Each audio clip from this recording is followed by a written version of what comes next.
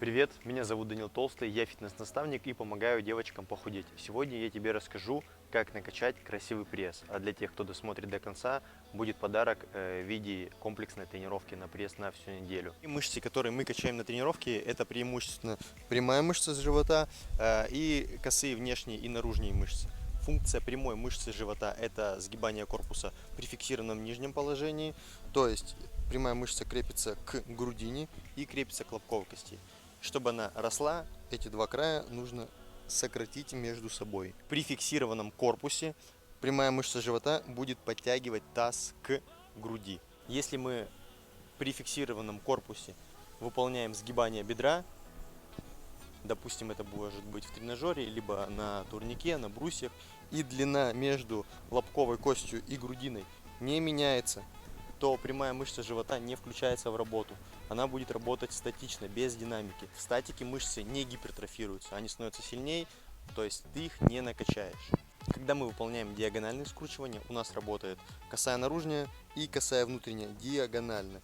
И ее функция при одностороннем сокращении разворачивать корпус, при двустороннем сокращении с наружной косой она будет подтягивать правое плечо к левой части таза и также в другую сторону. Первое упражнение – прямые скручивания, исходное положение лежа на спине, поясница прижата. Руки держим лучше около головы, чтобы не тянуть себя за шею. Подбородок прижат. На выдохе плечи подтянули к тазу. На вдохе вернулись в исходное положение. Когда выполняем упражнение на пресс на протяжении всего упражнения находится в напряжении, так, чтобы он в нижней точке не расслаблялся. Опускаясь вниз, не отрываем поясницу от пола. Поясница также прижата. Делаем плавно, избегая инерции, чтобы у нас не было рывков, когда мы поднимаемся, и не опускались вниз очень быстро. Почему? Потому что в этом случае мы себя закинули, у нас уже перестал работать пресс, начала работать прямая мышца бедра и пояснично-подвздошная, а когда мы опускаемся вниз, мы просто падаем, пресс также находится без нагрузки. Помимо этого,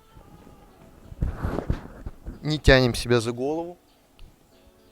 В качестве отягощения упражнения можно взять либо диск за голову, либо бутылку с водой, либо также взять бутылку с водой, либо гантель на грудь. Для большего усложнения упражнения можно держать ноги слегка согнутыми в коленях и также на выдохе выполнять прямые скручивания.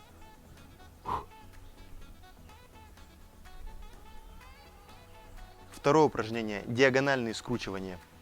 Более легкий вариант. Мы левую ногу закидываем на правую, руку кладем на пол вдоль корпуса, правую руку держим за головой. Наша задача приблизить правое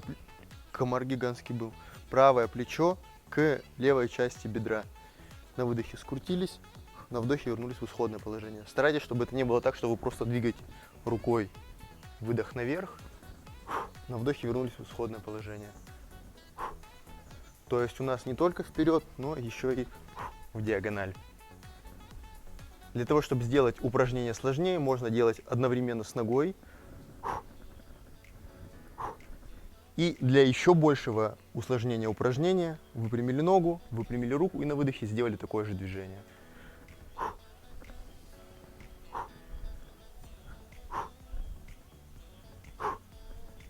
После чего выполнили на вторую сторону.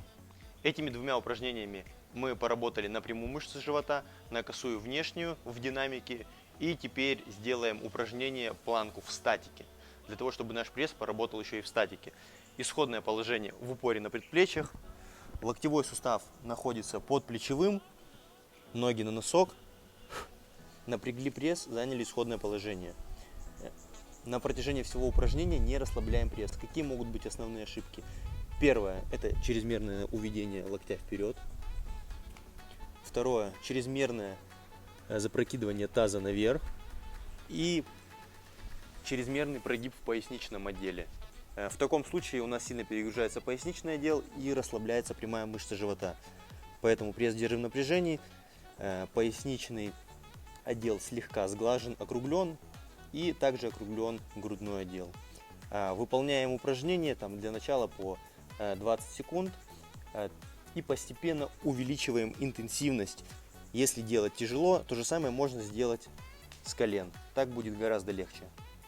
Для того, чтобы мышцы пресса росли, нужно постоянно увеличивать объем тренировки, увеличивать количество повторов, увеличивать количество подходов, увеличивать рабочий вес. Если ты каждый раз будешь делать 100 повторений даже каждый день, то пресс не спрогрессирует. Спрогрессирует на какой-то определенный промежуток, на какое-то определенное значение и дальше перестанет расти.